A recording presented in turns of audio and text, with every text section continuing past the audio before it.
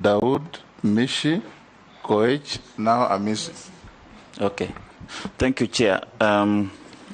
Once a German architect once said that the details are the devil is in the details. And when you are asked chronologically to indicate the education records and the employment records, of course, it needs to have time to each one of the events. But there seems to be a gap between the time you finished Igembe Boys Secondary and becoming a director of 5 companies. Due to an attachment, internship, worked in any one of our firms around before becoming a director. And the hustlers are also watching how to learn from public officers how to reach where they are. So we could also see the proper chronological occurrence of your education up to the working. And the 5 companies, are they active? Then how will you manage the docket of agriculture, which is the backbone of our economy, while you are still a director of 5 huge companies? Thank you. Quickly answer those 5. Mr. Speaker, first let me answer a question raised by Kosing, and I want to put it clearly that I don't use a courts to gag a committee. When you look at when those orders were issued, Chair. That was just a side comment. Answer the real questions. I want to ensure that I have a livestock master plan to take care of the pocots, to take care of the pastoralists, be able to identify how many goats, how many cows, how many chicken that we have, Mr. Speaker. And you realize Kenya, I think is importing meat, yet we have the third largest ant in Africa. I am going, Mr. Speaker, to ensure that progressively we will be able to see how we can manage our arable land, and so that we are able, because the problem that we have majorly with the pastoralists is pasture. I want to introduce something I want to call saline agriculture, where we will be able to tap the waters, probably like in Turkana, because water is saline, and be able to grow pasture, grass can grow there. There is no land that cannot be able to be utilized to support our livestock, because that is the major problem that you have in feeding the livestock. Mr. Speaker, I want to ensure for them to have value, and because abattoirs and just like I said, the issues to do with livestock, also with the county governments, I know there are those feedlots that we can be able, in conjunction with the 21 harried areas governors, to see how we can organize the livestock sector so that they have pasture, water for their cows. But I know, and this answer will have to come from them because they are pastoralists, how we'll be able to keep the animals together, because even when these pastoralists or animals are moving from one place to another, there is a lot of loss of weight and minerals, and that is why you realize their livestock are not able to feed or to fetch so much money. So I will be engaging you. I'm not a pastoralist. I'm willing to listen, come up with ideas, and everybody else, because that's my duty, to address the problems that Kenyans have through consultation and advice. So I'm open-minded. My policy is open. Mr. Speaker, the question Rahim asked you whether I will implement my manifesto. My manifesto died when I lost the position of governor in Meru. But I want to tell you that manifesto borrowed seriously from the Kenya Kwanza manifesto, because we are in those consultative meetings, and I wanted to align my thoughts and ideas along the Kenya Kwanza plan to address the problems of our people in Meru, because I would not have done it alone without consultation, without working closely with the national government. So whatever we talked about and whatever is in the Kenya Kwanza government manifesto is what going to plan. That's the campaign I'm going to lead to espouse on government policy and agenda for us to be able to serve this country and in a manner that is so inclusive. Mr. Koech, you talked about drought ravaging the country. It is true that there is drought, but allow me to say that we have, and people are almost losing lives because of lack of food. We'll have immediate, medium-term and long-term plans on how to can deal with this situation.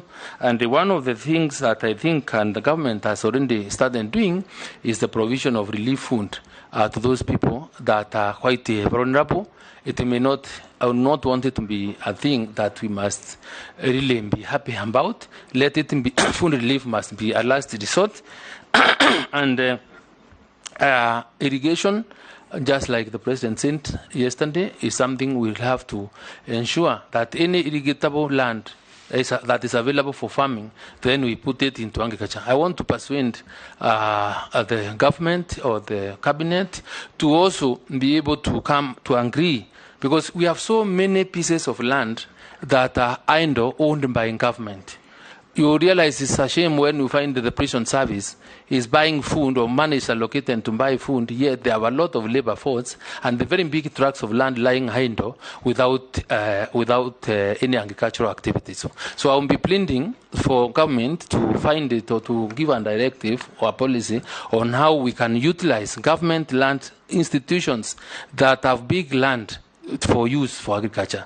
Our universities, those research institutions, how we can apply those pieces of land for agriculture and even for training, knowledge transfer to our young people who want to do agriculture. Then of course, agroforestry will be very important. Then how and to engage everyone else to deal with the effects of climate change.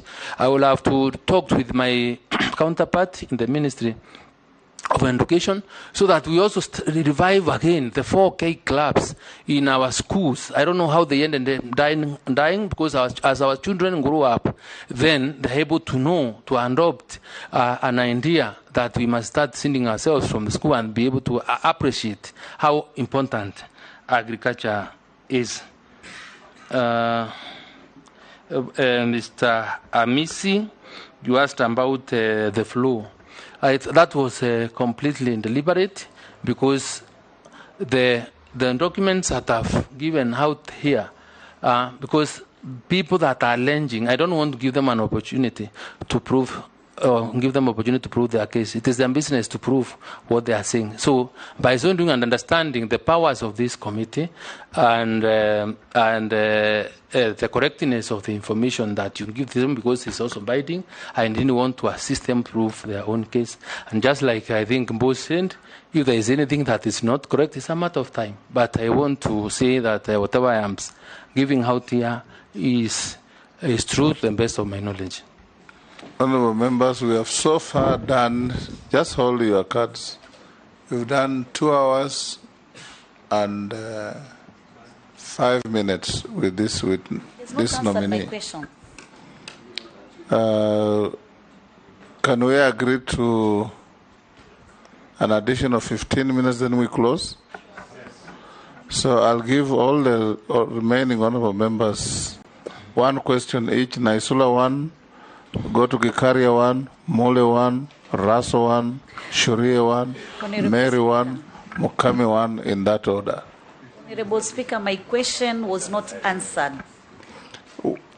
Honorable Inturi, yes. Mama Mishi asked this question. You have talked about sugar. What about other crops like bixa, like coconut, like cashew nuts? What are you going to do about them? Note that and start with it after taking the other questions. I answered. Yeah, like that. Naisula, one question each, please. Sure. Thank you, Chair. Honorable Linturi, you know, governments are there to serve the needs of Kenyans and actually prioritize. And these needs are not static. They change. You know, now we have drought, then we are hopeful that we'll get the rains. And so it's not static. And right now, the biggest problems Kenyans are having, apart from the economy, is just having food on their table.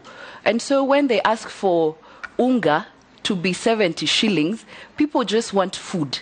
And that is the problem right now. But from what we have heard recently is that the government has subsidized fertilizer, which is very good. You're saying you're going to subsidize for production. But for consumption, we want food now. We know as we wait for the crops to grow, for the fertilizer to get to the farmers, what measures will you put in place to see, now that you have removed the subsidy on the maize or on the flour, but what will people eat as we wait for the crops to grow? Gikaria, then Thank you. Then Raso. Linturi, I know you are friends, and my question, just like Mishi has indicated, as you address other crops, can you please also address about pyrethrum, potatoes, and milk? Because these are key things within our region, and particularly the milk has really dropped. And lastly, though I'm not a fan of Wajakoya, but he came up with an idea that this country, about this Bangi issue, I'm not his supporter, but is it something that can be considered for purposes of medicinal value and getting foreign exchange, not for consumption? Thank you. Thank you very much, Speaker. Honorable Mituri, you still owe me my signature of that day and you disappeared. My question is, agriculture is devolved to the county government. And when I and you were growing up, we used to have agricultural extension officers who were a very good link between the farmer and the government. I've heard you say that you want to have a database of all the farmers in Kenya. How you'll do that, you have not given us the details. And I want to hear your comment on genetically modified crops, that is the GMO, in the basis of whereby we know most of the GMO seeds, they don't regenerate. You cannot harvest a GMO seed and go and replant again. And the effect they have to the society and especially to the farmers. How are you going to sustain farmers with a program of seeds? Because I can foresee your government under the government of today is agitating very much about GMO, whereby we lose the indigenous seeds we have in this country, the original maize, the original beans, the original ndengu, and the rest. What are your thoughts on that? And if you can detail your plan, and especially on the agricultural extension officers vis-a-vis is a devolved government function. Raso. Thank you very much, Speaker. Honorable Linturi, agriculture to GDP contributes 24% and employs 60% of the Kenyan workforce. So when you say that agriculture is devolved, it is devolved, then I see you are likely to run away from the main issues that affect the Kenyan. But that is not a debate. I don't want an answer. But my main question is 90% of meat consumed in Kenya comes from the arid and semi-arid land where the pastoralists live. You have not talked about the livestock. And I foresee if this committee is going to approve your nomination, you are likely to talk about miraa, tea, coffee, pyrethrum, and other crops that is grown in less than 10% of the Kenyan landmass. Tell us, what do you have in mind in terms of bringing livestock to be one of the main GDP contributors for Kenya? Thank you, Chair. Shuria. Thank you, Chair. And I echo my colleague here. I hope you'll come up with a good plan for the livestock marketing and livestock production. And my question is, what is your take about the Galana Kulalu project? Thank you. Chair, with your permission, I have 3 concerns, and I'll be very brief. The first one is a question that I've been requested to ask. The warehousing receipt system. Chair, I'll be very brief and very fast. If you convey an outsider's question, you surrender your own. Okay, it's related to what I wanted to ask, so I'll just combine. The warehousing receipt system has been put in the Ministry of Trade under Executive Order number 1 of 2022 by the President.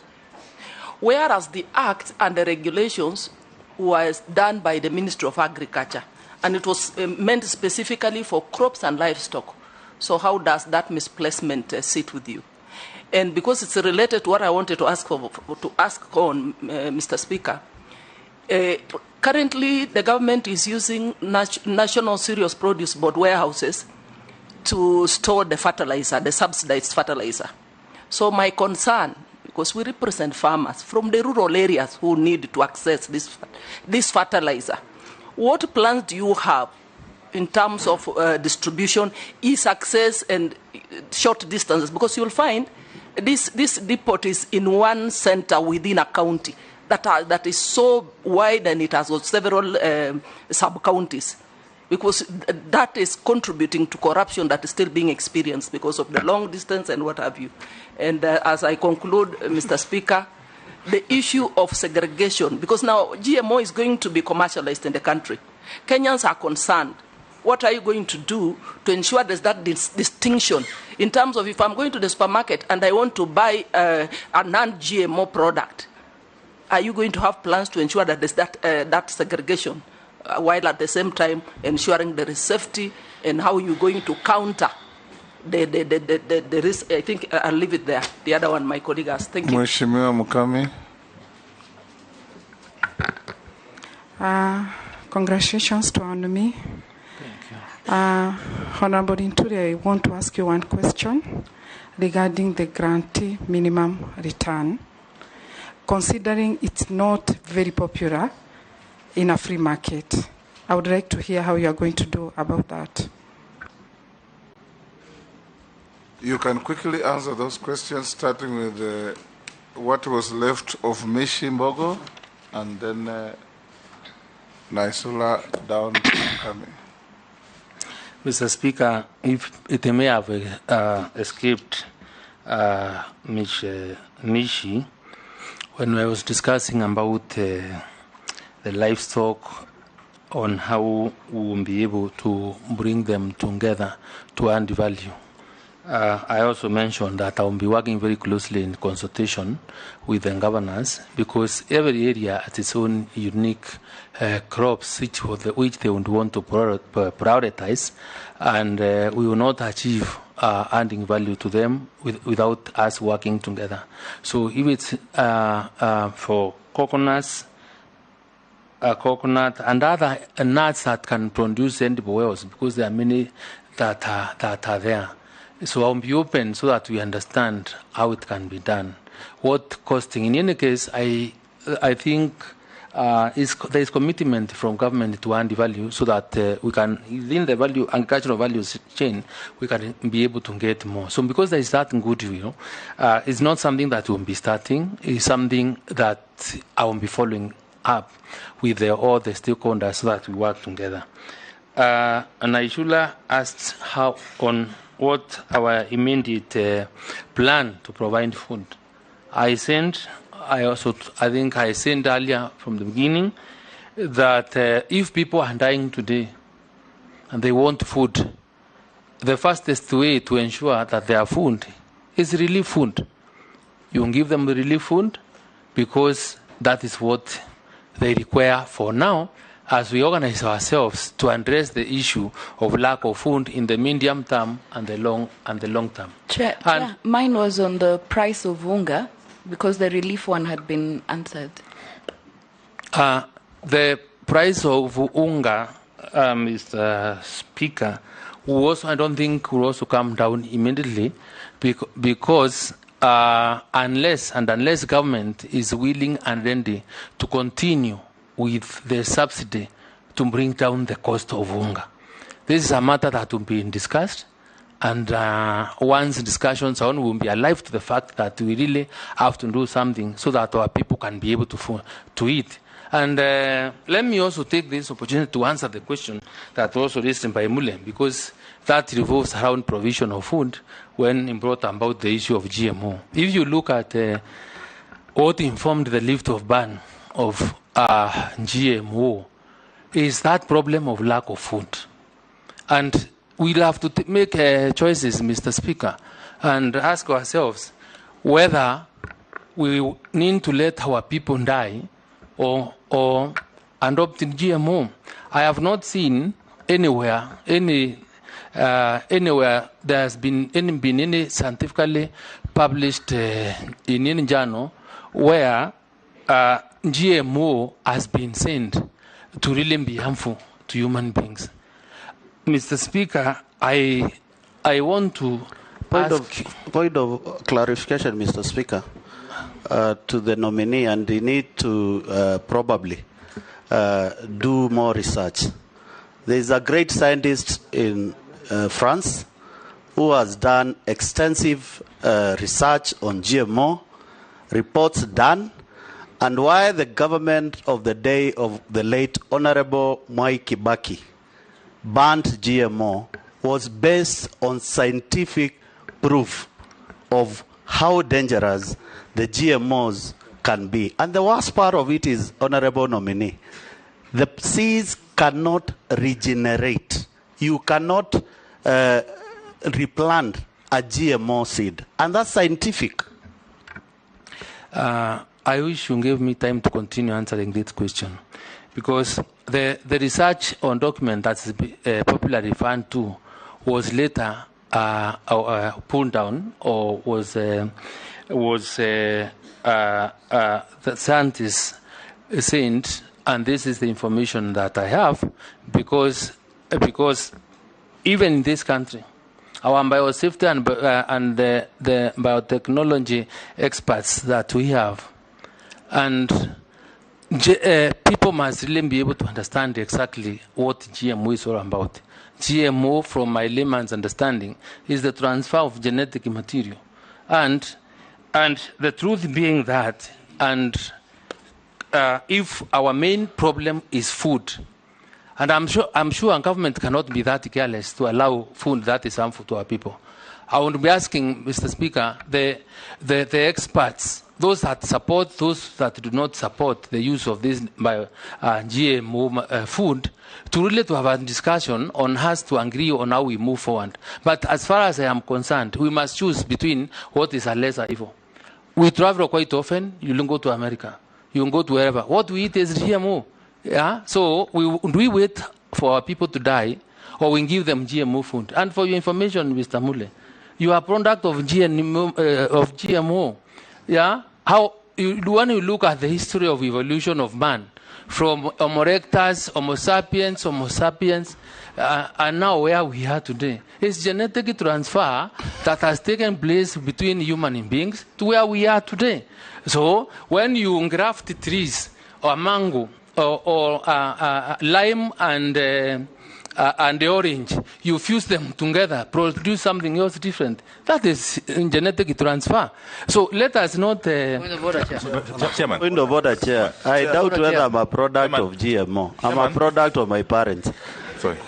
Chair, I think, Chair, the direction we are taking is not being beneficial to the country, because the issues the Honorable Mule is raising on GMO are really not factual. And it is indeed true that the scientist is referring to the French scientist, because I was in the Agriculture Committee in the 11th Parliament, Honourable Speaker. And that scientific information has since been repudiated by other scientists. And therefore, when we are on national TV and we want to make the country believe that GMO is harmful, that there is this science, that the Honourable Mule is not availing to this committee and the country, I think we are not being beneficial. True, Honourable Speaker, if I can finish. Point of order, Mr. Speaker. If I can finish, Honourable Speaker. Honourable Speaker, it is also... Mr. Speaker. He is not finished. Okay. Mule, hold your horses. Thank you, Honourable Speaker, for that protection, because I was saying we should not use this process, Honourable Speaker, of vetting to try and play to the gallery in terms of demonizing what is otherwise government policy. The Honourable Inturi is not yet Minister for Agriculture, and as members of Parliament, we will have the opportunity to interrogate through the relevant committees the issue of GMO. And there is no government policy today that is saying there is no Kenyan farmer or any Kenyan who will be forced by government to either consume or plant GMO food. It is a choice you make. And it is indeed true in America. When you travel to America, you walk into a shop, you have the choice of either buying what is organic or GMO. And I want to believe that will be the policy of government. Point of order, Chair. Yes, Jeanette. Chairman, I wanted also to bring to your attention that first I want to tell my leader, the majority leader, that he is the majority leader. He is not going to become the Minister for Agriculture for the next 5 years. The man who has a chance of becoming is the nominee ahead of us, if he is approved. I think he's competent enough to answer those questions. Secondly, Chair, the issue of GMO is a government policy. It was approved at the last cabinet meeting of the government. So it is important to interrogate the nominee very well on a government policy that he's going to implement, because he's the implementing authority as the Minister of Agriculture. So, Chair, it's in our place as a committee to know from him, as the man who's going to sell the seeds of the GMO to Kenyans, whether those seeds are safe, what scientists are saying, and what is his thought to make sure that the people who want to eat organic food, and the people who want to eat the GMO, eat GMO food. Mine was just a point of information, Madam Chair, that the theory of evolution of man, as propagated by Charles Darwin, had nothing to do with the genetic engineering. We don't even need to go there. He had no scientific basis for saying that, so we don't need to go into that. Yes. But Chair, continue responding to the questions as raised. You had reached Russell. Mr. Speaker, let me also hand up that... And avoid Honourable Nduri making an substantiated scientific statements. Yeah, let me also hand up, and... Because for sure, Mule is not a product of GMO. I don't want to take that trajectory, Mr. Speaker, but let me end and say that the Ministry of Agriculture and Government, there are certain institutions that have different mandates. Kenya Seed Company, Mr. Speaker, has a mandate to scale up or multiply seeds that are used by our farmers, and there will be that opportunity. There is opportunity for government to grow enough or to germinate enough seed for use by enough seed for use by our farmers. Mr. Speaker, if our immediate problem is really food, and of course government will be guided by best practices from other jurisdictions that manage or that consume or use GMO, won't be guided by one of the organization guidelines. Mr. Speaker, will also be able to take decisions and say, for example, if this is GMO, you can label the maize that you buy or the food that you buy from a supermarket, so that when you go to your own supermarkets, you are able to identify whether you want GMO or not, or choose to die of hunger and not taking GMO. So because that is a really big problem that we must really address, and address it candidly. I was asked about I think, is Raso about livestock. Livestock, Mr. Speaker, is an area that has really required serious support as far as I am concerned. And I mentioned also that we'll be consulting with the farmers and the county governors, especially from the 21 semi-arid areas, on how we can be able to ensure maximum productivity and reap most for our farmers through livestock. We'll be proposing, since counties have wounding areas, they used to be called wounding areas for livestock, whether they can see how we can be able to establish food laws so that those animals that really, for us to gain more, can be fed from there and the weight, and then you have maximum that you can gain because you have an institution like KMC that will be able to take up your livestock for commercial. We'll also have probably proposed off-take programs so that when there is drought a time like now, and ask government to also to keep a reserve, just like we are providing for food, strategic food reserves. We can also be able to persuade the government to provide for Akite that we will be able to buy livestock during those drought, those very handy times for purposes of making sure our farmers do not lose their livestock. There is also our livestock insurance program, which we can also really bring in so that in the event of loss of our animals, then the farmers really do not lose. But all this will happen, Mr. Speaker, if I have that opportunity to discuss that are technical in the ministry that will advise me, and then we'll be able to appear before you as members and the leaders of this country, because you are the people that are exercising raw power from the public in terms and agreeing on how we want really to our country. To move forward, Mr. Speaker, I was asked something to do with the Ngalana Kulalo project, and from I think where I sit, the whole idea was from this was to provide proper infrastructure for investors to come in and do agriculture. But Mr. Speaker, this project, in my view, is good. Something we really need to see how to revive it, because the whole project was condemned because from the first season, because the production that came out of the 10,000 acre on Endon, and I think will not share to farm.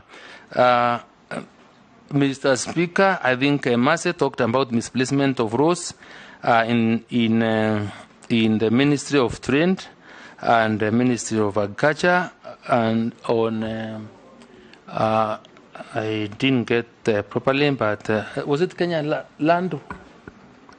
It is about the warehousing receipt system. Yes, correct.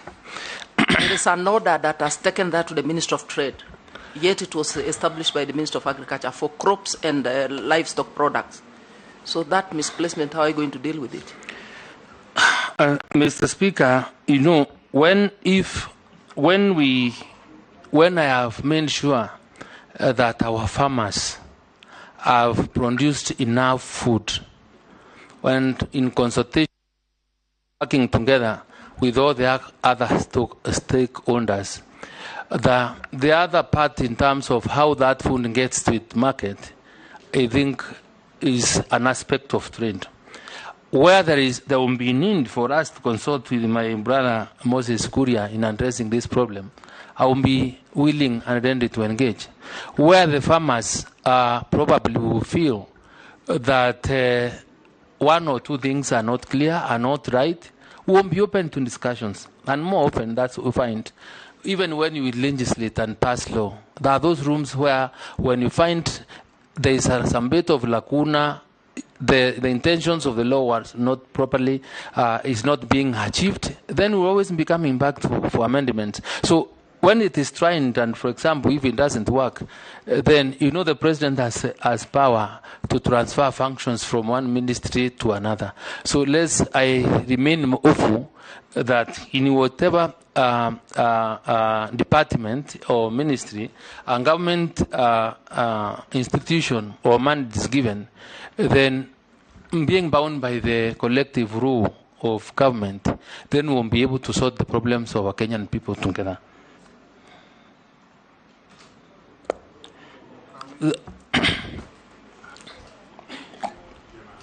Mokami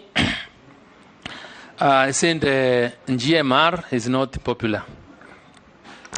Mr. Speaker, we can also, when things are done differently and the forces of demand and supply are left to fix prices in a normal market, then that would be the most ideal situation. Mukami, I think we can still achieve this if, for example, we were to ensure as government we are able to bring down the of inputs to a great level. If we can be able to maximize productivity on our small pieces of land, we can be able still to have the forces of demand and supply fix the prices of our produce. And I also want to tell the Kenyan people that are listening, the supply of fertilizer is not a quick fix problem of what we're having.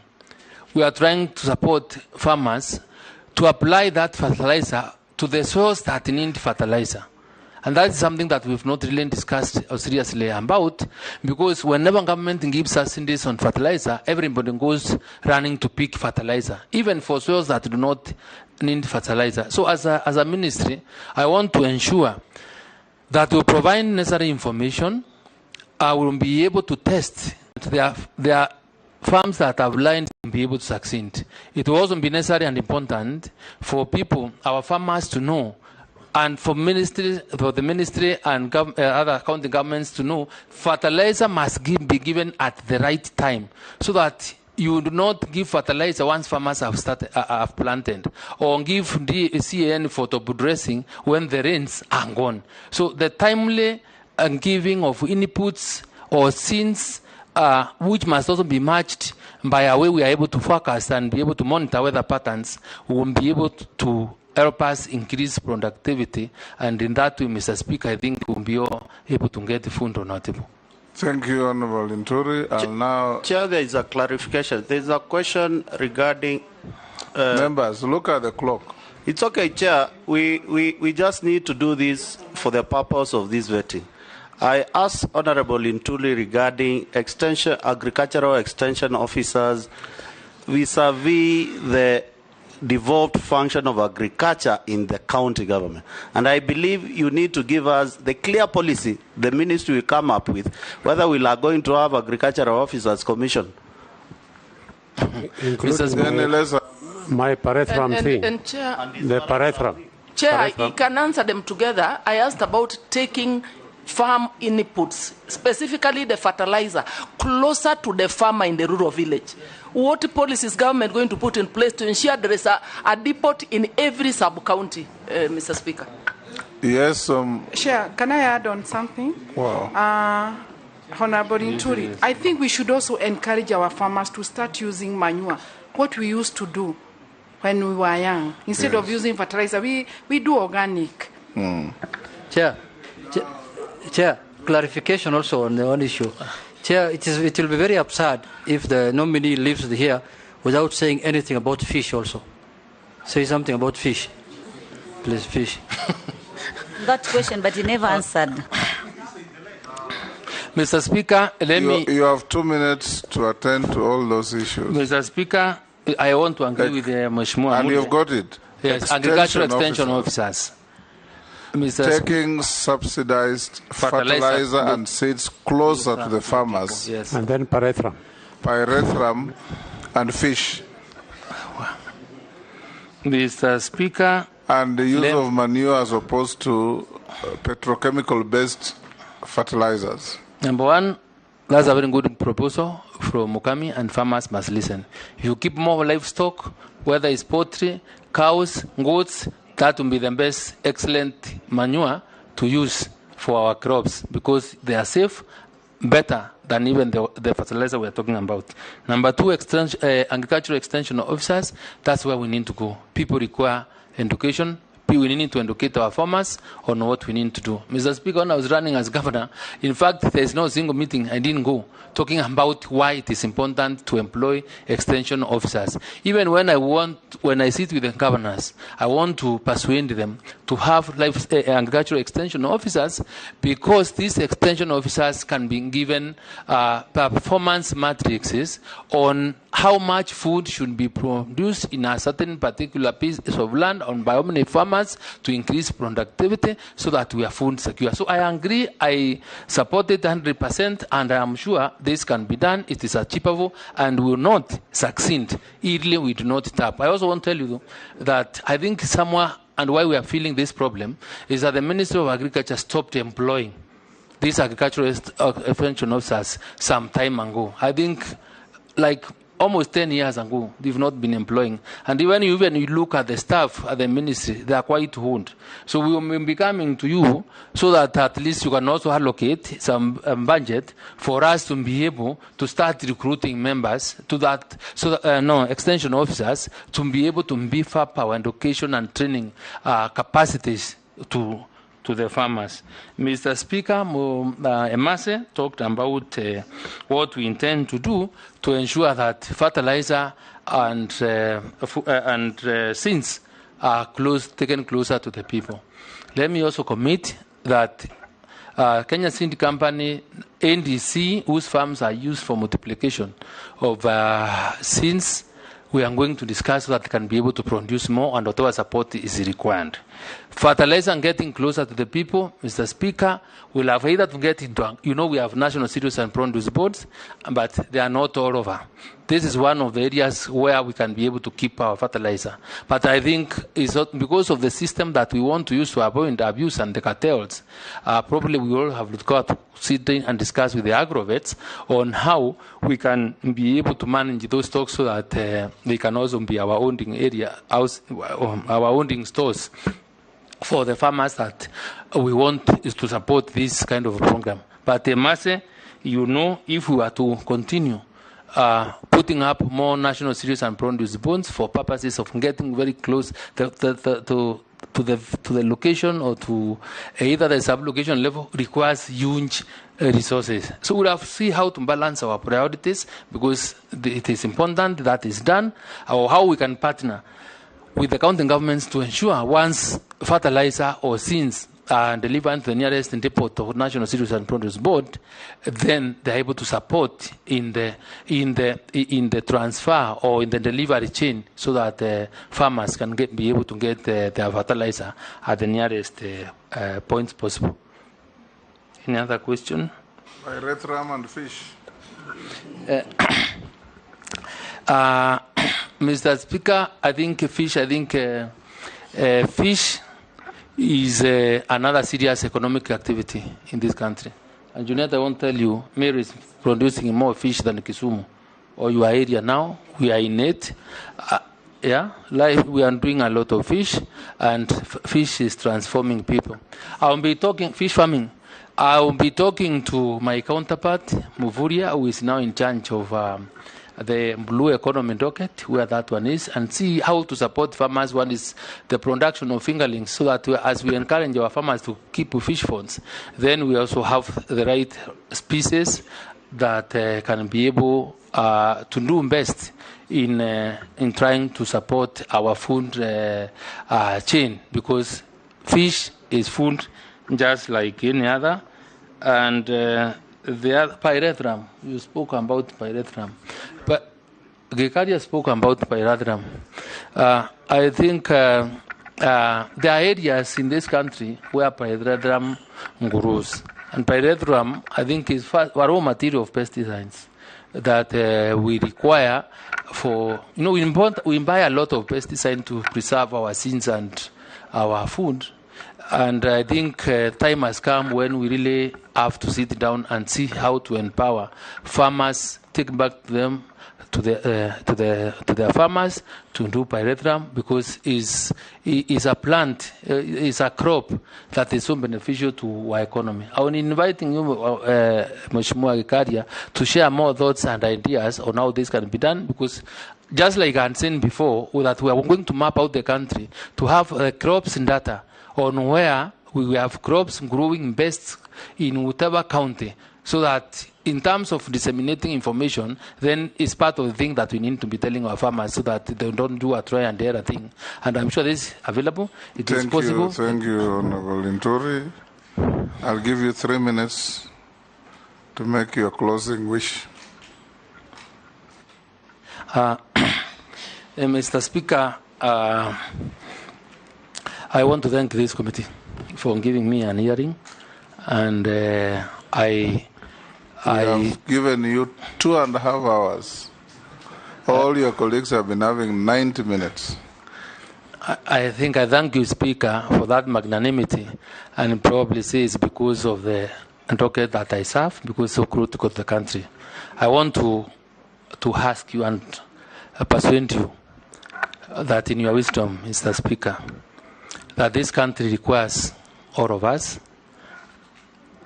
The arms of government must work together, must work in tandem, and I am willing and ready to submit to the authority of this House in making sure that the legislation that we propose, the ideas that you come with, will go a long way in improving food productivity, in making Kenya food secure, if I find favor in your wisdom and approve me as the nominee to take the position of CS Agriculture.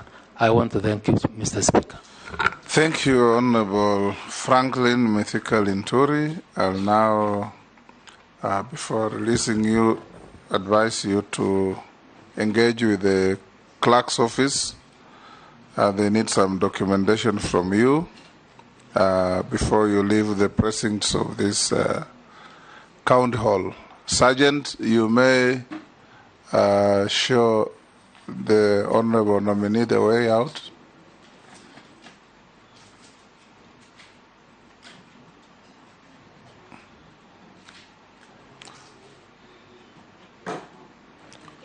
Do you members want 3 minute stretch? A 5 minute stretch will resume at 11:38.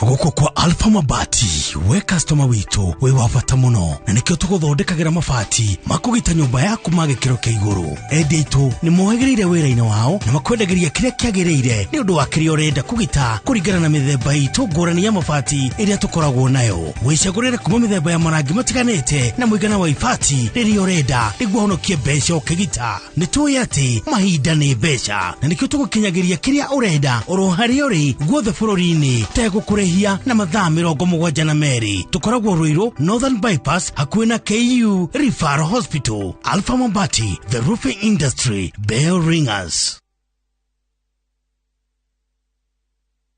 Lead Generations Properties Limited ni kambuni inayogerereki wa wendia wa migunda makiria ma miaka 10 na nikyo ihinda riri twagweta Tumaini Gardens. Tumaini Gardens ni broti cia muigana wa 50 by 100 iria cie Juja Farm kuria kurakura na njira nene muno kuma hindi ria barabara ya kuingira itura riri yekirirwo rami. Ni kundu kwega gwa gwaka mucii waku wa guikara. Waruta deposit ya $100 balance ukariha na mieri 6. Taito cia broti ici cie tayari warikia kuriha broti yaku ukaheo taito yaku. Niguo kumenya maingi tuchere office-ini citu iria cie hare Ruiru Bypass Kamakis stage itagwo Hideout kana utuhurie thimu namba cia thimu ni 0722299493 kana 0722880136. Lead Generations Properties, actualizing your dreams. Chai guy we togo chai. Kamoche, durehemu avocado twade. Huku turahanda mite, nimugoda mwero wa top ke ago komatu. Kurea wagura mburoti, turakuhe mite ngorani ya matunda. Kodo guku tuguturekeirie mai ma borehole, tugekira matangi ma koigana, namo mai tugagutambiria okay. Kwena electric fence na sitima ni weno. Nare, tukatinagia, dinyagia 245,000 only. Toshelele Loiro Greek Towers kanoto hodere thimo namba 0708 000 999. Top Care ni mucio waku mwehokeku wa oithia. Twende Maju na View Travel. 5 days Dubai or Zanzibar from $600. 5 days Mauritius from $900 US.